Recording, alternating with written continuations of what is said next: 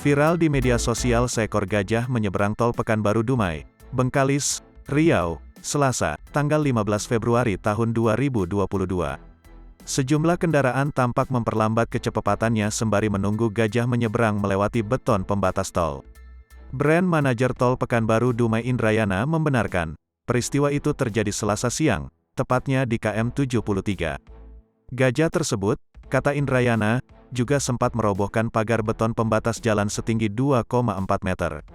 Gajah ini merobohkan pagar panel, lalu melintas di jalan tol, kata Indrayana. Indrayana menjelaskan, kejadian itu dekat dengan lokasi terowongan pelintasan gajah yang dibuat sebelumnya. Sebagai informasi, tol Pekanbaru Dumai ini membelah beberapa lokasi lintasan gajah. Pihak pengelola tol Pekanbaru Dumai telah membuat terowongan untuk pelintasan satwa, terutama untuk gajah. Ya, dekat terowongan pelintasan gajah, yang paling dekat di KM 93, ujar Indrayana.